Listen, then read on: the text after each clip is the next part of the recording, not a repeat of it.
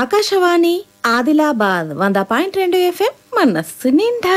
మలిదశ తెలంగాణ ఉద్యమంలో అందరినీ ఏకదాటిపైకి తెచ్చిన గేయం జయ జయ హే తెలంగాణ గీతం. అందుకే తెలంగాణ రాష్ట్ర గీతంగా ప్రకటించబడింది. ఊరు వాడ, పల్లె పట్నం, చేను చెలక అన్నింటినీ, ఇంకా ఉద్యోగులు ఉపాధ్యాయులు సామాన్య ప్రజలందరినీ కదిలించి ఉద్యమంలో కీలక పాత్ర పోషించడంలో ఈ గీతం ప్రముఖ పాత్ర పోషించింది. ఈ గీతాన్ని అందెశ్రీ రచించారు. అందెశ్రీ అసలు పేరు అందే ఎల్లయ్య.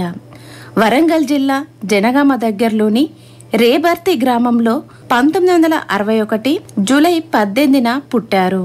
అందెశ్రీ నిన్న అనగా నవంబర్ 10, 2025న అనారోగ్యంతో మరణించారు. తెలంగాణ రాష్ట్ర గీతమే కాకుండా మాయమైపోతున్నాడమ్మా మనిషన్నవాడు అనే ప్రసిద్ధ పాటను, ఇంకా కొమ్మ చెక్కితే బొమ్మరా, జనజాతరలో మన గీతం వంటి ప్రముఖ పాటలు రాశారు అందెశ్రీ.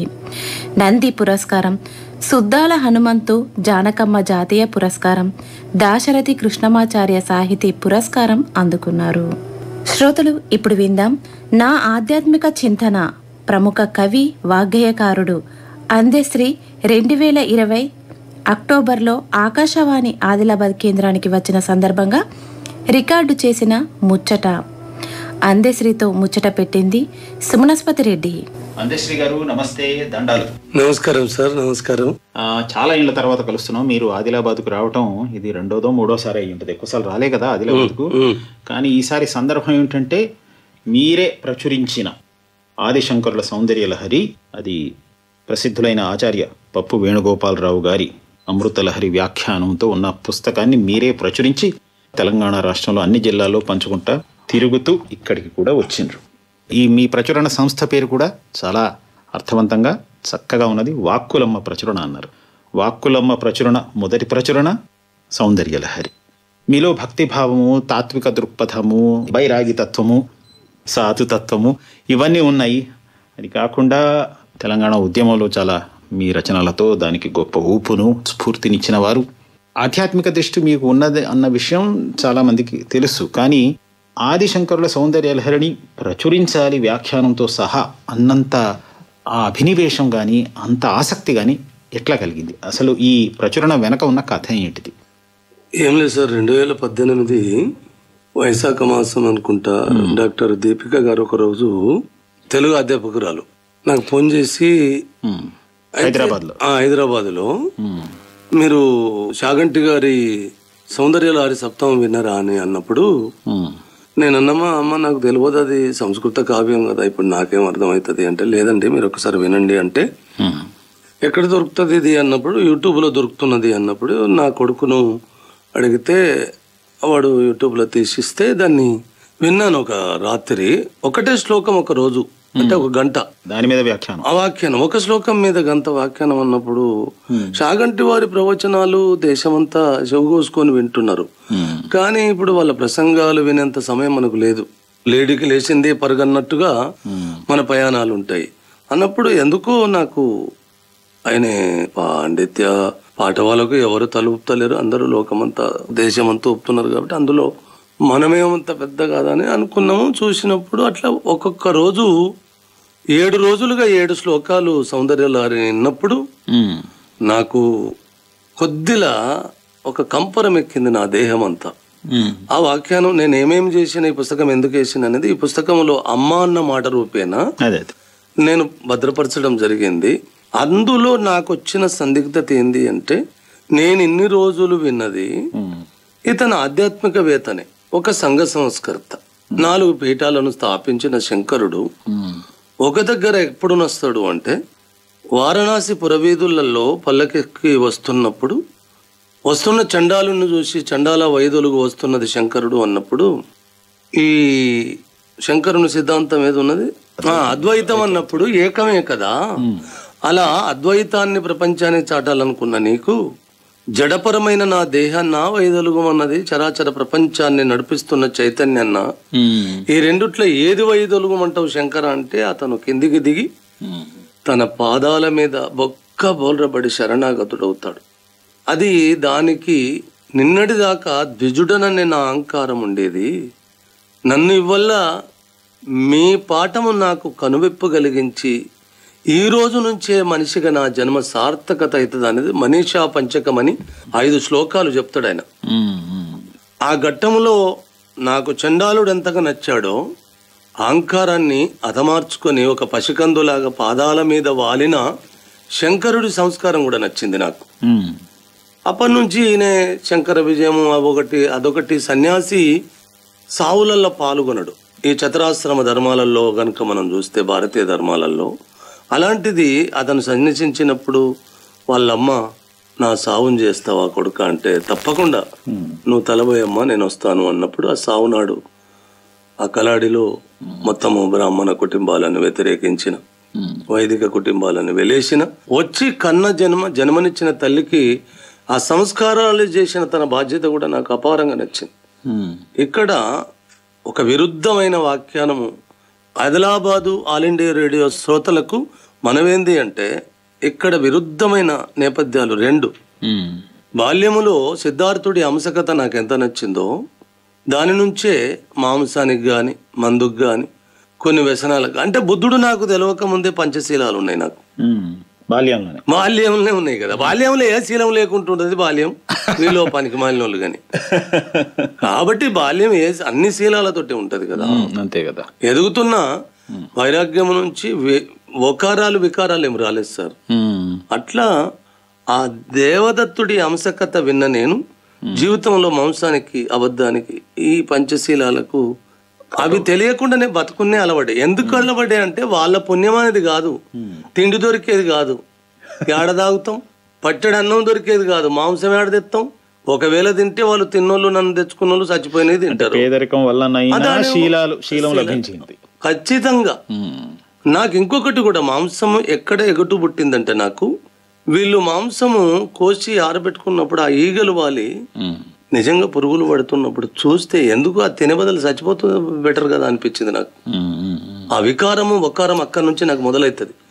అక్కడ అబ్బో దీనికంటే మనం ఇది దూరంగా ఉండడం మంచిది అనేది నాకు.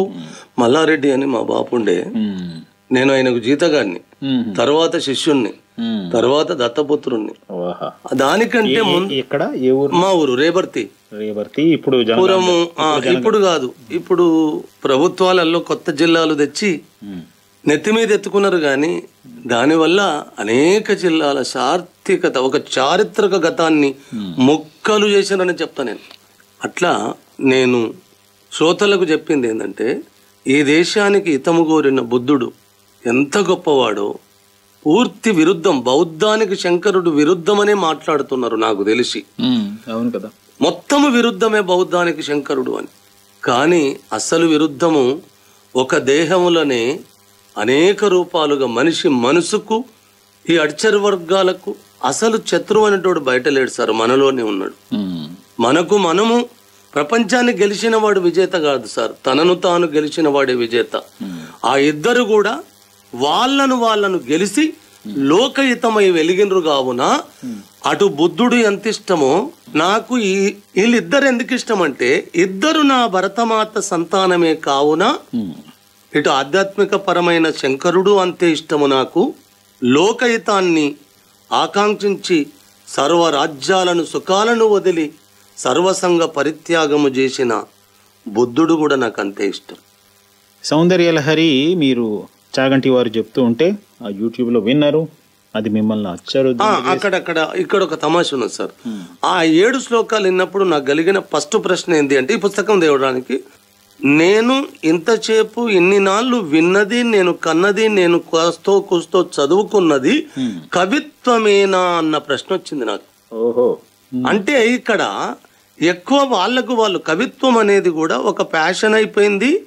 కవిత్వం అనేది కూడా అంటే మేము పుస్తకం అయితే కవులం కాదు సార్. అంటే తత్వం దృష్ట్యానే కాకుండా కవిత్వం అనేది అభివ్యక్తి చేసిన నేను అభివ్యక్తి చేసిన తీరు అసలు వీడు సంఘ సంస్కృతి ఎందుకైతుంది?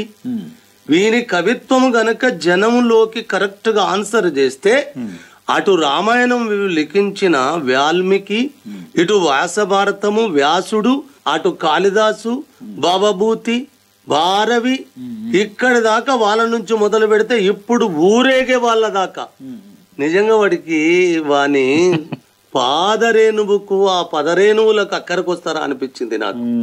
అప్పుడు ఆ కవిత్వం మీద ఉన్న నా ఇష్టము, నేను పుస్తకం వేసుకోవా, నీ పాటలేవా, నీ పద్యాలేవా, నీ ఊరేగింపు లేదా, నీ నది రాలేదా, నీ జీవితం ఎప్పుడు రాస్తామని ఊకే ఎంబడి పడుతుంటారు. అందుకోసం నేను ఒక మాట ఎప్పుడో రాసుకున్నది చెప్తున్నాను. అది అమ్మఒడి నుంచే.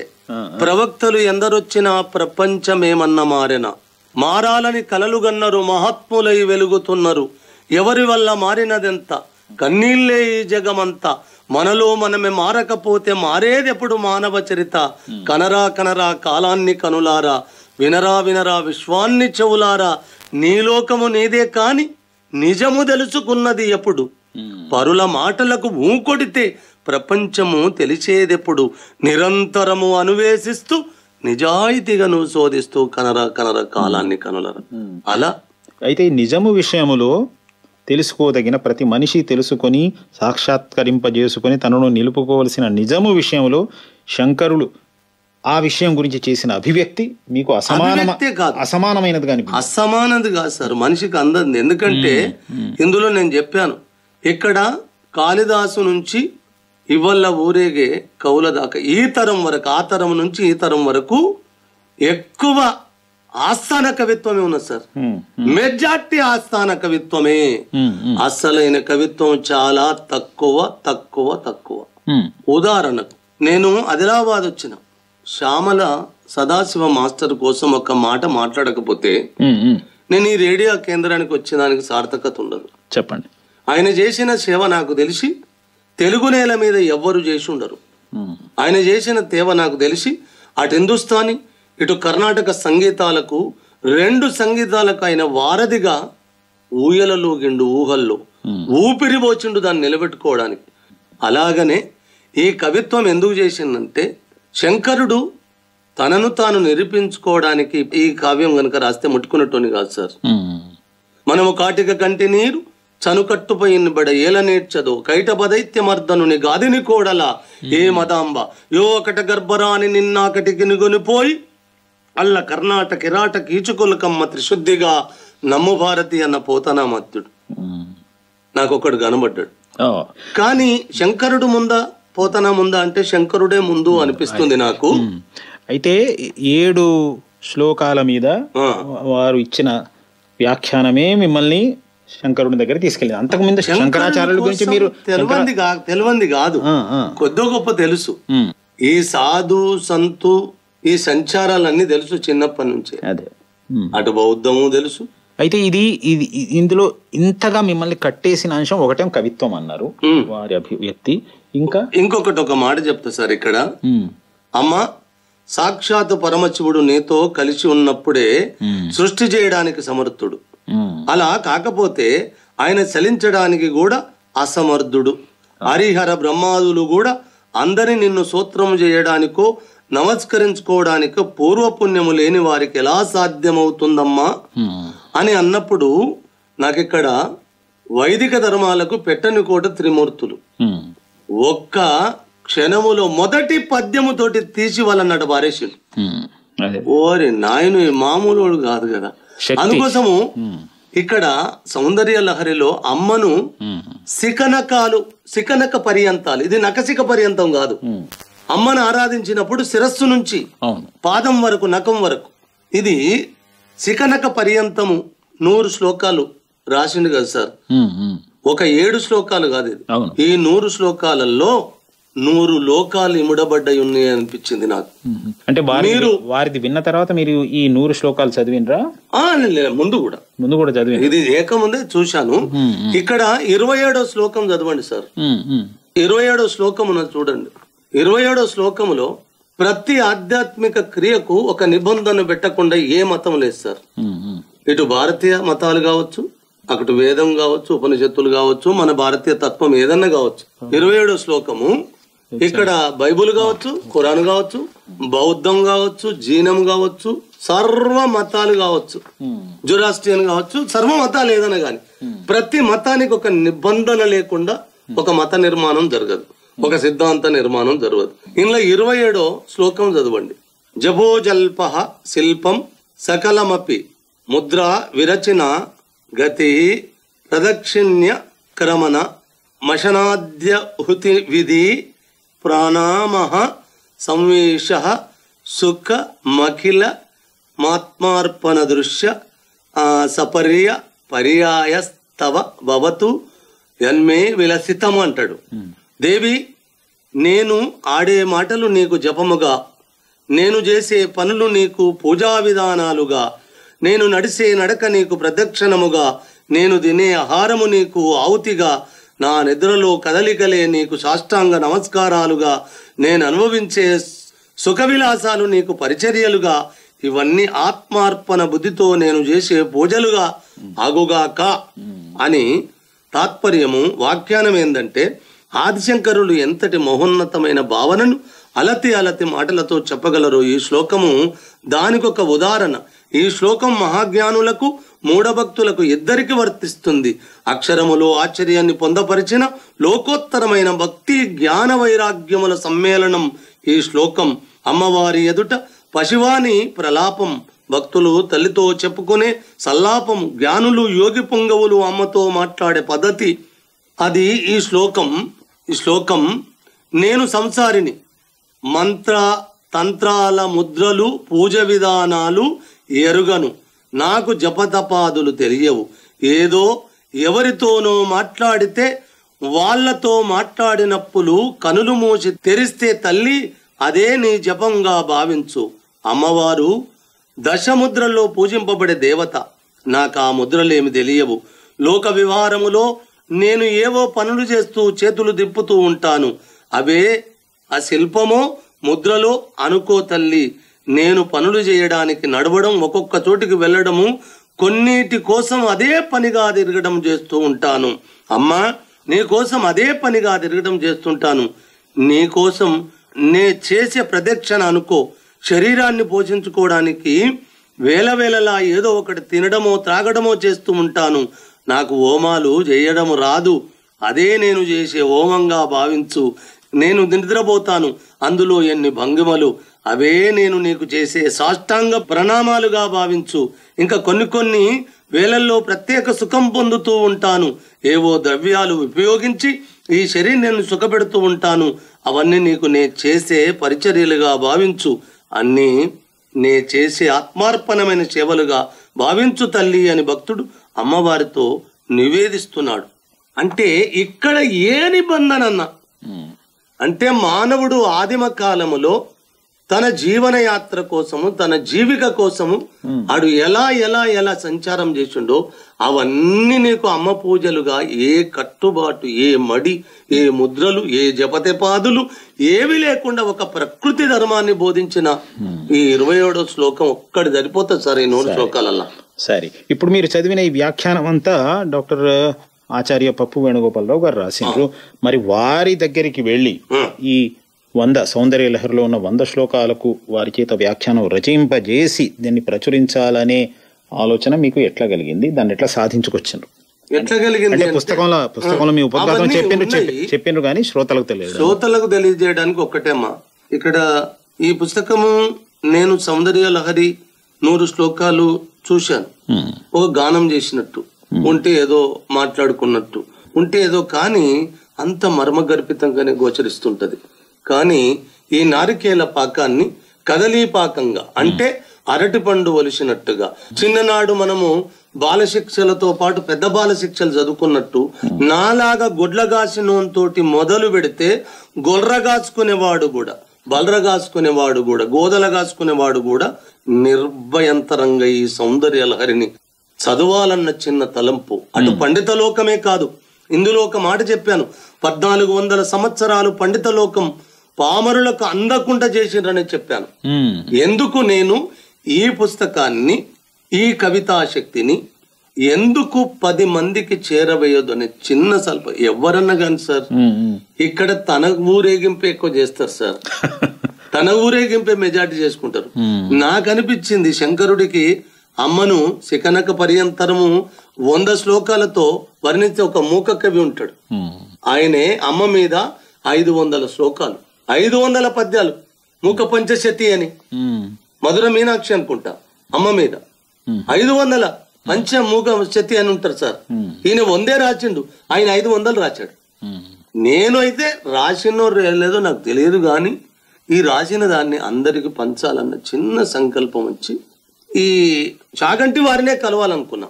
నా మనసు అనిపించింది, ఆయన నన్ను ఎందుకు లెక్క చేస్తాడు, నా పిచ్చి గాని. ఎందుకంటే పల్లకి మోయడం మొదలైన తర్వాత పక్కొంటోడు నడిచినా ఎనుకేవాడు ఏడ్చినా ఎవరికి రాదు. ఆయన అలా ఉన్న ఆ సందర్భంలో ఒక సంవత్సర కాలం పరిగెత్తితే మిస్మిలో ఒక వ్యాసం వచ్చింది సార్, రంగ ప్రవేశం అని. మిస్మి పత్రికలో మిస్మి అనే పత్రికలో రంగ ప్రవేశం అనే వ్యాసం. రంగ ప్రవేశం అంటే మాంకాలమ్మ కాడ ఆమె ఊరేగి రంగమెక్కి చెప్పే రంగం తప్ప నాకు ఇంకోటి తెలియదు ఈ రోజు కూడా. రంగం అంటే మన భాష, అమ్మ భాష, అమ్మ భాష, అమ్మ భాష అని కొట్టుకుంటున్నారు, ఉదుకుంటున్నారు. మామూలు వీళ్ళకు తోసినంతగా అమ్మ భాషను హత్య చేస్తూనే ఉన్నారు తప్ప దానికి ఆయువు పోసిన వాళ్ళు మా సామాన్య ప్రజలు సార్. అంతే కదా. చదువుకు దూరం ఉన్న వాళ్ళే అమ్మ భాషను బతికించారు సార్. ఆశ్రిత కులాలు, ఆ పూటకు కూలి చేసుకునే వాళ్ళు, మెజార్టీ ప్రజలు అమ్మ భాషను బతికించారు. సామాన్య ప్రజలు రక్షించినంతగా దానికి కులము, మతము, వర్గము, వైషమ్యాలు అంటగట్టన అవసరం లేదు సార్. సువిశాలంగా ప్రజలే దాన్ని రక్షిస్తున్నారు. అలాగనే ఇది అమ్మ భాషలో. అయితే ఈ రంగ ప్రవేశం ఏంది అనేది వ్యాసమంతా చదివిన సార్. నాట్య శాస్త్రానికి ఓపెనింగ్ అంటే ప్రారంభం చేసే ఘట్టాన్ని రంగ ప్రవేశం అంటారట. అరంగేట్రం గదే నెత్తి మీద రుద్దిండ్రు కానీ అరవము తమిళనాడు నుంచి వాడే పదం అట అది. అచ్చ తెలుగులో రంగ ప్రవేశం అంటారట.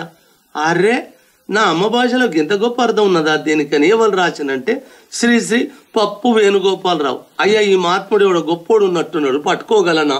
నాకు కూడా చిన్న విశ్వాసం సార్. నా మెదడు మీద మొలకెత్తిన ఏ శబ్దం నా జీవితంలో వృధా అయిందన్న ఆనవాళ్ళు లేదు. అది మొలకెత్తనే ఎత్తది, ఎత్తితే మాత్రం అది నిజం చేసేదాకా నిద్ర రాదు. అది కష్టమా అనేది చూడయిగా. అట్లా నేను అదే రోజు ఆర్టీసీ క్రాస్ రోడ్ కాడికి పోయి అశ్విని ఆ మిస్మి పత్రిక ఎడిటర్ని కలిసి, అయ్యా ఈ వ్యాసం రాసిన ఆయన ఎక్కడుంటాడు అంటే, ఏమయ్యా నువ్వేంది ఇక్కడాడు దొరుకుతాడు, నేను పట్టుకోవడానికి 2 ఏళ్ళు పట్టింది, నీకాడ దొరుకుతాడు అంటే ఆయన భూమి మీద ఉండడు అన్న. నేను ఆయన అమెరికా అన్నాడు, నేను టికెట్లు తీస్తా పోదాం పా అన్న. అప్పుడు ఆయన ఆశ్చర్యంగా అట్లా ఆ మహానీయుని పట్టుకొని నేను పరిచయం అయినాడు. ఇప్పుడు తెలంగాణ టూరిజం ప్లాజా ఉంది కదా సార్, పీపుల్స్ ప్లాజా హోటల్లో కలిసినాం సార్. అక్కడ కలిసినప్పుడు ఇక అక్కడ ఏదో పడి ఆయన నన్ను ఒక 2-3 గంటలు ఈ అశ్విని వారు నన్ను అభినవ పోతనగా పరిచయం చేశాడు. ఆయన వెన్రుక కింద కూడా చూడలే నన్ను ఆ 2-3 గంటలు. 2 గంటలు గడిచిన తర్వాత ఏమయ్యా ఏదో కవిత్వం రాస్తావాట, ఏం పేరు నీ పేరు అని అంటే, నా పేరు ఎందుకు స్వామి, ఇప్పుడు మిమ్మల్ని చూస్తానికి చూసినా అంతే. అట్లా ఆ మహానీయుడు జరసేపు సమయం గడిచిన తర్వాత ఏదో చెప్పాను నేను. నా ముఖం మీదకి కాళ్ళు వారసాపుకొని కూర్చుంటాడు, ఎందుకంటే ఆయన ప్రపంచం అంతా చుట్టినవాడు. ఏం చెప్పిన మీరు? అప్పుడు ఏదో పద్యం చదివిన, మేఘాలలోగిల్ల మెరుపు తీగల దాగి ఉరుముల శబ్దమై ఉన్నదెవరు, అక్షరాలతో జీవ లక్షణాలను వెదికి సృష్టిని తిలకించ దృష్టి ఎవరు, అజ్ఞానమును చీల్చ విజ్ఞాన జ్యోతిగా జిజ్ఞాస కలిగించే జీవమెవరు, మేధస్సు వాదోపవాదాల నాలోన నర్తించే నాదమెవరు, అనువులు వినిపించు ధ్వనివి నీవే, భక్తి వెలుగెత్త లోకాల శక్తి నీవే, వ్యక్తి అనురక్తి కవిగాన ముక్తి నీవే, వసుధ వినిపించు నా మాట వాక్కులమ్మ. వాక్కులమ్మ అక్కడ ఉంది.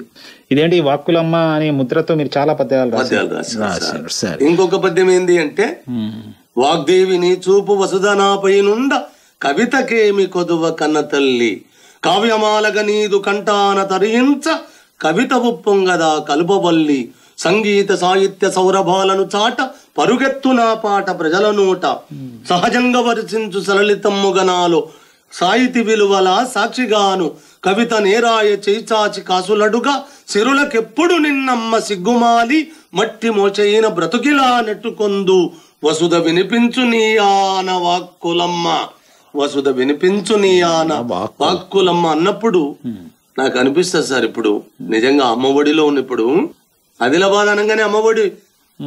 ఎందుకంటే అమ్మఒడిలో ఉన్న కదా, ఆయన నా ముఖం మీదికి కాళ్ళు వారజాపి కూసున్నోడు తిన్నగా కాళ్ళు మలుచుకోవడం, గుహను వదిలేసిన సింహం జూలు విదిలించి తదేకంగా దిక్కులను చూసి దిగంతాలర్చదాకా గాండ్రించినట్టుగా నన్ను తదేకంగా చూస్తూ ఆయన చిన్న పిల్లగాడిగా మారి అన్న మాట ఏంది అంటే, నానా నిన్ను తమ్ముడా అని పిలువచ్చా? నిన్ను చూసినప్పుడు అనామకుడవే అనుకున్నాన్రా. నీ నాలిక మీద అమ్మ కొలువై ఉన్నదన్నప్పుడు నిజంగా శరణాగతి అని, తన రూపములో అమ్మే ఉన్నదని నిజంగా తన పాదాలకు నమస్కరించి శరణాగతి ప్రభు. బాగుంది. అట్లా నువ్వు తమ్ముడు అన్నావు కదా, అన్నగా నేను ఒక వరం అడుగుతా, ఇస్తావా? ఏంటి నాన్న అది? నువ్వు అడిగినట్లేదురా, అమ్మ అనజేసినట్టున్నది చెప్పు అన్నాడు. సౌందర్యలహరిని పండితుడే కాదు, నాలాంటి పామరులు కూడా గొప్పగా చదువుకునే స్థాయిలో నువ్వు గనుక మన అమ్మ భాషలో ఈ పుస్తకాన్ని రాస్తే, తేట తెలుగు పదాలతో మన అమ్మ భాషకు నిజంగా గౌరవం పెరిగేలా రాస్తే నేను ఈ పుస్తకంగా తెస్తాను అన్న నా మాటను, అరే ఓకే నాన్న, నేను అన్నగా వరం ఇవ్వడం అయిపోయింది, తమ్ముడిగా నీకు వరం అడుగుతా, చేస్తావా? ఈ కవిత్వములో నువ్వెక్కడ సిద్ధి పొందినవో ఆ అమ్మ దగ్గరికి నన్ను తీసుకుపోతావా ఓహో అని ఆయన మిమ్మల్ని కోరి నన్ను కోరాడు. ఖచ్చితంగా అన్నాను. నిజంగా ఆయనే ఆదిలాబాదు అక్టోబర్ 17 నాడు అమ్మ ఒడికి వచ్చాం. అమ్మ ఒడిలో చేదతీర్పు 2019లో అమ్మ ఒడిలోకి వచ్చి బాసరకు వచ్చిండ్రు.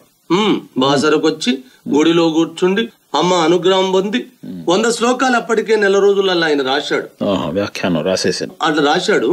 అది ఆ పెన్ డ్రైవ్ అమ్మ పాదాల దగ్గర ఆనిచ్చి మేము అక్షరాభ్యాసపు మండపంలో కూర్చున్నప్పుడు సిరికిన్ చెప్పడు అన్నట్టు దిగ్గున లేసి ఆయన అవతలి పోయి ఒక బల్కా బల్పం పెట్టుకొని కొనుక్కొచ్చుకొని ఆ మండపములో, నాన్న నేను ఇది అర్థం రాయడానికి సరిపోయిందిరా నా మీద, ఈ 72 సంవత్సరాల తపస్సు అయిపోయింది 100 శ్లోకాలకు, 100 లోకాలు చదువుకునేటట్టు తెలుగులో భాష్యము రాయాలంటే నా శక్తి సరిపోదురా, అమ్మవారి శక్తితో పాటు నా తమ్ముడి శక్తి కూడా నాకు కావాలి. అయితే ఆ శక్తి నాకు రావాలంటే ఈ 72 ఏళ్లకు నాకు నీ చేతుల మీదుగా నాకు అక్షరాభ్యాసం చెయ్యి. ఎంత గొప్ప సన్నివేశం. నా చేతుల మీదుగా బాసరమ్మ ఆలయములో నా చేతు నుంచి ఆయన అక్షరాభ్యాసం చేయించుకోవడము. 72 ఏళ్ళోడు, ప్రపంచాన్ని తిరిగినోడు, 10 భాషలు వచ్చినోడు, మీ చేత అక్షరాలు దిద్దించుకున్నాడు. ఆల్ రానోతో అక్షరాభ్యాసం అంటే అతని సంస్కారానికి నాకు వచ్చిన పండిత్యం ఏమనాలే, నేను రాసింది కవిత్వం అనాలనా? చాలా బాగున్నది.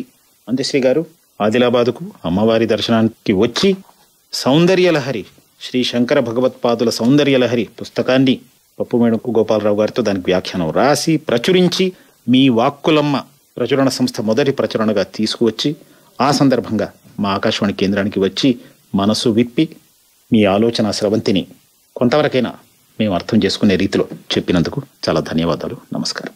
ఒక మనవి నాది, ఇక్కడ ఆదిలాబాదు అమ్మఒడిలోకి వచ్చిన అమ్మల గన్నయ్యమ్మ, ముగ్గురమ్మల మూలపుటమ్మకు ముమ్మూర్తుల వందనాలు. ఇక్కడ నా తెలుగు నేలనే కాదు, నా తెలంగాణ బొడ్డుతాడుగా వరదిల్లిన శ్యామల సదాశివ మాస్టర్ గారికి, నన్ను ఈ రేడియో స్టేషన్కు ఆహ్వానించి హైదరాబాదు నగర వీధుల్లో కాళ్లకు బలపాలు కట్టుకుని తిరుగుతున్నప్పుడు అన్నా అని సంబోధిస్తూ ఎక్కడనో తప్పిపోయిన వస్తువు దొరికినంత సుమనస్పతి రెడ్డి నిజంగా ఇంత దగ్గరగా మీ ముందట కూర్చొని ఈ ఆదిలాబాదు రేడియో శ్రోతలతో మాట్లాడే నేపథ్యాన్ని కలిగించిన మీ రేడియోకు మరియు ప్రత్యేకంగా మీకు, మీరు కూడా కాళ్ళకు బల్పాలు కట్టుకొని భూమినంతా చుట్టుకొని వస్తుంటారు.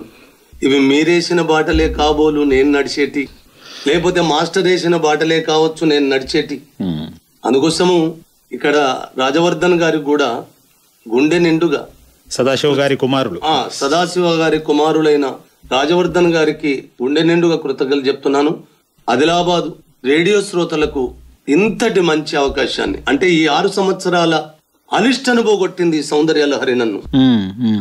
ఈ 6 సంవత్సరాల అలిష్టను పోగొట్టిన, అంటే ఒక యజ్ఞానికి పూర్ణాహుతి అంటారు కదా, అంతే. ఇలా ఈ ఆదిలాబాదు రేడియో ప్రసంగం కూడా నా అమ్మ పుస్తకానికి పూర్ణత్వాన్ని కలిగించింది. నాకు కూడా మంచి మర్చిపోలేని ఆనందాన్ని పంచిచ్చింది. నేను సర్వదా కృతజ్ఞత చెప్తున్నాను సార్. ధన్యవాదాలు. నమస్కారం. ధన్యవాదాలు సార్. శ్రోతలు ఇంతవరకు నా ఆధ్యాత్మిక చింతన ప్రముఖ కవి వాగ్గేయకారుడు అందెశ్రీ 2020 అక్టోబర్లో ఆకాశవాణి ఆదిలాబాద్ కేంద్రానికి వచ్చిన సందర్భంగా రికార్డు చేసిన ముచ్చటను విన్నారు. వీరితో ముచ్చట పెట్టింది సుమనస్పతి రెడ్డి. ఆకాశవాణి ఆదిలాబాద్ 100.2 FM మనస్సు నిండా.